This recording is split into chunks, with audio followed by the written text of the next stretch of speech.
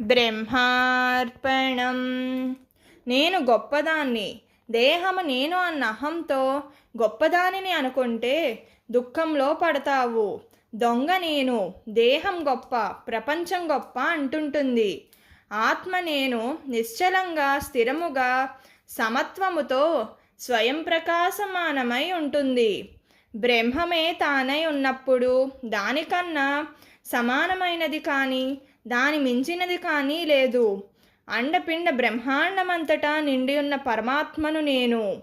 నాకు ఎవరైనా భయం అనుకుంటున్నావా? దేహము నేను అనుకొనుచు గుణాలతో తాదాత్మ్యం చెంది ప్రపంచ నామరూప గుణాలలో తగులుకుంటే భయభ్రాంతులకు లోనవుతున్నాము. ఇవన్నీ హుళ్ళక్కే. నేను ఆత్మను అంతటా అన్నింటిలో ఉన్న శుద్ధశక్తి చైతన్య పరమాత్మనే నేను. బ్రహ్మార్పణం.